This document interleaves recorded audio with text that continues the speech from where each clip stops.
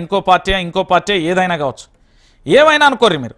ఏంది కాంగ్రెస్ పార్టీ అధికారంలోకి వచ్చిందో రాలేదో, బీఆర్ఎస్ పార్టీలో కల్వకుంట్ల చంద్రశేఖరరావు కారు గుర్తు మీద గెలిచిన కొంతమంది ఎమ్మెల్యేలండి రాత్రి ఇట్లా నిర్దవైరట.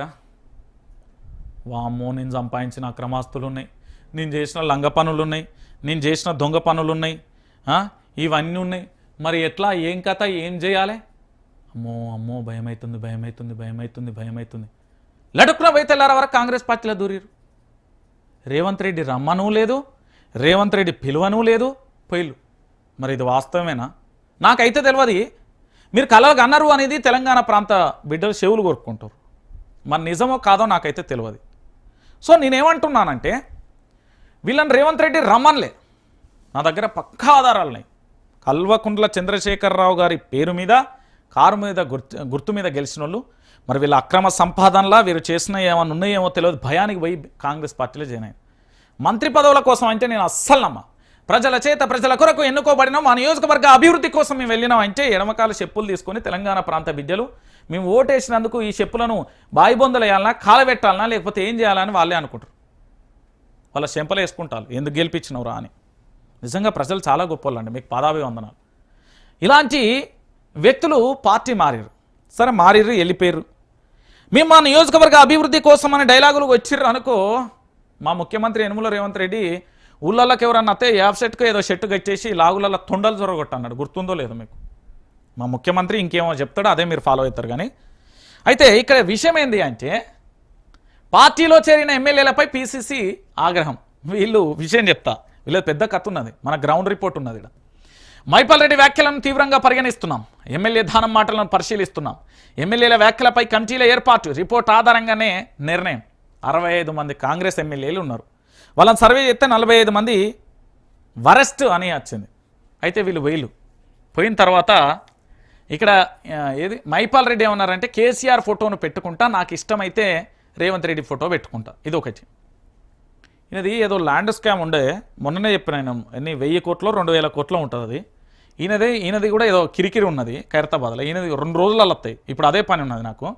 అయితే ఇక్కడ విషయం ఏంటంటే, వీళ్ళు బీఆర్ఎస్ పార్టీలోకి రావడానికి ఎంత ట్రై చేస్తున్నారు అంటే, మీరు నమ్ముతారో నమ్మరో అన్న, హనుమాన్ చుట్టూ ఎట్లా దేవుని చుట్టూ ఎట్లా ప్రదక్షిణలు చేస్తామో అంటే, అలాంటి గొప్ప వ్యక్తులతో, అలాంటి గొప్ప దేవతలతో పోల్చడం కూడా కరెక్ట్ కాదేమో. కానీ ఒక వ్యక్తి తనకు అవసరం ఉంటే ఎన్ని ప్రదక్షిణలు చేస్తాడు, ఇది కరెక్ట్. అట్లా ప్రదక్షిణలు చేస్తుళ్ళు కేసీఆర్ దగ్గర. కానీ కల్వకుంట్ల చంద్రశేఖరరావు ఒక మాట, నిజంగా కేసీఆర్ నువ్వు దేవుడువయ్యా, నిజంగా నేను బాపు అని ఏ సందర్భంలో అన్నానో కానీ కరెక్ట్ పలికిన. నిజంగా నువ్వు బాపే తెలంగాణకు, నువ్వు లేకపోతే తెలంగాణ ఆగమాగమైపోతుంది. నువ్వు ఉన్నంతకాలం గుండె మీద చేసుకుని హాయిగా నిద్రపోయారు. కానీ ఇప్పుడున్న పరిస్థితులలో అలాంటి పరిస్థితి లేదు. కల్వకుంట్ల చంద్రశేఖరరావు ఒక మాట అన్నారు, అది నాకు ఇక్కడ దాకింది. ప్రజల చేత ప్రజల కొరకు ఎన్నుకోబడిన ఈ నేతలు పార్టీ కష్టకాలంలో ఉన్నప్పుడు అండగా నిలిచి ప్రజలకు ధైర్యంగా ఉండి వాళ్ళ నియోజకవర్గానికి రావాల్సిన ఫండ్ను వాళ్ళు పోరాటం తెచ్చుకొని అక్కడ పూర్తి స్థాయిలో పోరాటం చేయాల్సిన బాధ్యత వాళ్ళపై ఉంటుంది. కానీ అధికారంలో లేకపోతే పరాయి పార్టీ వెళ్ళి అక్కడికి వెళ్ళి మంత్రి పదవుల కోసం, ఇతరత్ర లావాదేవీల కోసం, ఆర్థిక లావాదేవీల కోసం కావచ్చు, కాంట్రాక్టుల కోసం ఇతరత్ర పోయే ఇలాంటి వాళ్ళు మనకెందుకు అంటూ కేసీఆర్ అన్నారు. ప్రజల కోసం పనిచేసే నాయకుడు నాకు కావాలి, అది కార్యకర్త అయినా లీడర్లను చేసిన నేను. 2001లో ఎవరో తెలియనోళ్ళు కూడా 2023లో పూర్తి స్థాయిలో ఎమ్మెల్యేగా, ఎంపీగా, మంత్రులుగా పనిచేసిన వాళ్ళు ఉన్నారు అని కేసీఆర్ అన్నాడు. ఇలాంటి వాళ్ళు మనకు పార్టీలో అవసరం లేదంటూ కూడా చెప్పిన పరిస్థితి కనబడుతుంది. అంటే కేసీఆర్ ఎంత నియమ నిబద్ధతతోని ఉన్నాడు అనేది ఆలోచించాలి.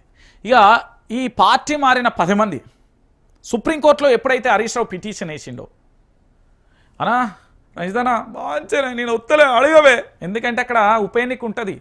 ఉప ఎన్నికలలో ప్రజలు కర్రగాల్చి వాత పెడతారండి, అసలు మామూలుగా కూడా ఉండదు. ఉప ఎన్నికలలో ప్రజలు కర్రగాల్చి వాత పెడతారు, అసలు దగ్గర గుర్ర రానియారు తెలుసా తెలంగాణ ప్రాంత బిడ్డలు. నిజంగా మీరు దేవుళ్ళు స్వామి, మీ కాళ్ళు మొక్కాలి. మీరు ఎత్తుకుంటే తల మీద పెట్టుకుంటారు, ఈడ్చి తొక్కుతే పాతాంలలోకి పోతాడు మళ్ళీ వాడు. ఎవరైనా కానీ వాళ్ళు ఎంత ఆవేశంగా ఉన్నారంటే, అరే భయ్ మిమ్మల్ని గెలిపించిందే కేసీఆర్ బొమ్మ, మీరు పోయిర్రు. ఇక వీళ్ళ దొంగ పనులు లంగ పనులు బయటపడతాయని ఇక అక్కడ రేవంత్ రెడ్డి పట్టించుకోక ప్రభుత్వం వాళ్ళు చాలా క్లారిటీగా ఉన్నది. కాంగ్రెస్ పార్టీ చాలా క్లారిటీ, వాళ్ళ గైడ్లైన్స్లో రేవంత్ రెడ్డి వెళ్ళిపోతున్నాడు. రేవంత్ రెడ్డికి నిన్న మొన్న కూడా చూసినా ఒక అడ్మినిస్ట్రేషన్ గ్రిప్ కూడా వస్తుంది, చిన్నగా గ్రిప్ కూడా వస్తున్నది. సో పూర్తి స్థాయిలో జరుగుతున్న పంచాయతీ అన్నట్టు. సో ఈ పార్టీ మారుతామంటూ కూడా బయలుదేరిన సంఘటనలలో ఏం జరుగుతుంది అనేది కూడా మనం వేచి చూడాల్సిన పరిస్థితి కనబడుతుంది. ఇక ఇది ఇట్లున్నదా, ఇక దీంతో పాటు